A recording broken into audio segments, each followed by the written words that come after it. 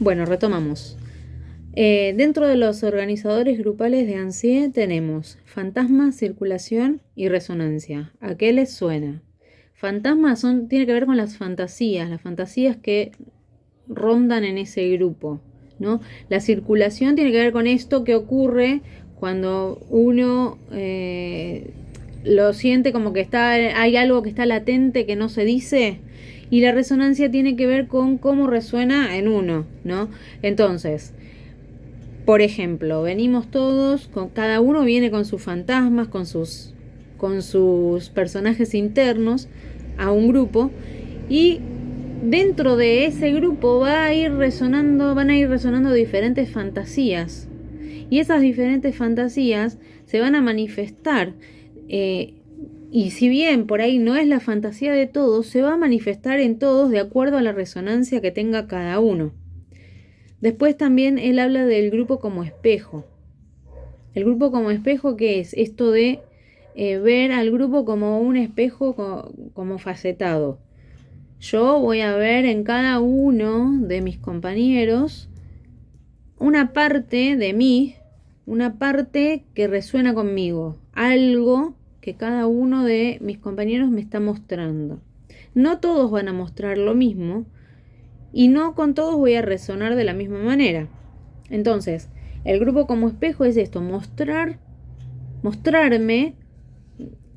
cuáles son las cosas que tenemos que trabajar. Por eso esto de que si hay algo que me molesta mucho del otro, en realidad tiene que ver con algo que yo necesito trabajar, con algo que yo no tengo resuelto. Si a mí me molesta que uno, el otro y el otro sean egoístas, hay que ver qué tan egoísta soy yo que me molesta tanto. Tiene que ver con aquello que yo no puedo ver de mí misma, porque si lo viera sería muy doloroso, ¿no? Entonces, todo esto que tiene que ver con el grupo como espejo, tiene que ver con eso, con lo fragmentado que está, las cosas que yo tengo que trabajar. Entonces, cada integrante de ese grupo nos va a ir mostrando diferentes facetas que tenemos que resolver. Bueno, después habla de las estructuras universales, los diferentes tipos de grupo. Esto vamos a ir desarrollándolo. Volvemos un poquito. El fantasma, circulación y resonancia tiene que ver con escenas inconscientes, con fantasías inconscientes, con fantasías conscientes, sueños diurnos, fantasías originarias. En el grupo como espejo, cada conducta gatilla algún tipo de devolución. Por ejemplo, verbales, gestuales, sonrisas, ironías, el chiste, silencio, aprobación, desaprobación, enojo, todo esto que tiene que ver con qué cosa me pasa a mí con lo que dice o hace el otro. Ahora, las estructuras universales, vamos, son diferentes tipos de grupos, cómo se puede organizar el grupo de diferentes formas. Por ejemplo, él llama a uno el grupo ilusión. ¿Qué les parece que puede ser el grupo ilusión? Esto de, hoy somos divinos, nos llevamos re bien, no hace falta discutir nada porque nosotros siempre tenemos todo bajo control, siempre entregamos todo en orden, nunca nos peleamos, nunca confrontamos, nunca pasa nada. Estamos en la ilusión de que somos perfectos. En realidad, uno tiene que tratar de salir del grupo ilusión para convertirse o para formar parte de un grupo real, ¿sí? El grupo Boca, él tiene que ver, él hace hincapié en esto cuando se trata de un modelo en donde se dan el par contradictorio necesidad-satisfacción. El grupo necesita la satisfacción de, por ejemplo, conocimiento. Esto tiene que ver con el arquetipo del padre proveedor, ¿no? El grupo exige a un líder, por ejemplo, exige, y el proveedor tiene que proveer de conocimiento. Acá va a pasar lo mismo que pasaba en el supuesto básico de dependencia, porque llega un momento en el que esa persona no puede proveer más y que va a ser chivado, ¿sí? Bueno, acá también prevalece el modelo alimentario.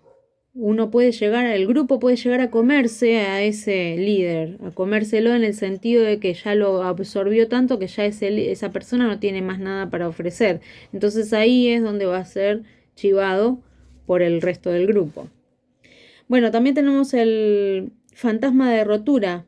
Circula en este caso la fantasía de que el grupo está fragmentado, pero sesgado, ¿no? Circula esa sensación de que acá somos dos grupos, o acá el grupo está quebrado, de acá para allá es una cosa, de acá para acá es otra. Circula esa fantasía inconsciente. Después tenemos el grupo máquina. El grupo máquina es también un tipo de grupo ilusión, si vamos al caso. El grupo máquina es el que hace todo perfecto, el que está todo perfectamente bien organizado, y si nos salimos del orden, chau. Pero ese grupo máquina puede llegar a comerse a los integrantes. Si hay alguien que por ahí está pasando por una situación en donde no puede cumplir con todas esas exigencias, esa máquina se derrumba, se rompe. Yo me puse acá, mientras lo preparaba, pensaba en la película Terminator, ¿no? Cuando las máquinas empiezan a gobernar el mundo.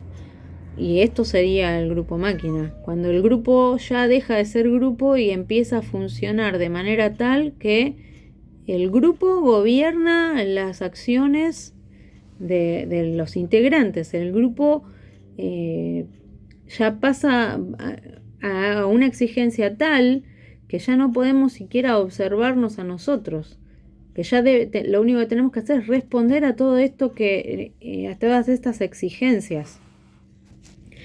Después tenemos el grupo organismo. Los integrantes son como órganos, ¿no? Y se siente, cuando uno falta, se siente como esa sensación de que me han cortado un brazo, que me falta el corazón, que me duele, o sea, por ejemplo, vamos a ir a ejemplos, ¿no? De lo que es un grupo organismo. Se muere el dueño de una empresa muy importante, nos quedamos sin cabeza. El mano derecha del jefe, el corazón del grupo, la cabeza del equipo. No sé, los sentimientos del equipo. Entonces, el cerebro, él es el cerebro del grupo, ahí yo algunos me anoté. La cabeza de familia, ¿no? Se fue la cabeza de familia y quedamos acéfalos. Como que no, el grupo organismo es tan dependiente de esos componentes, que si se va por alguna razón, se va del grupo, es como que el grupo se queda como si lo hubieran amputado.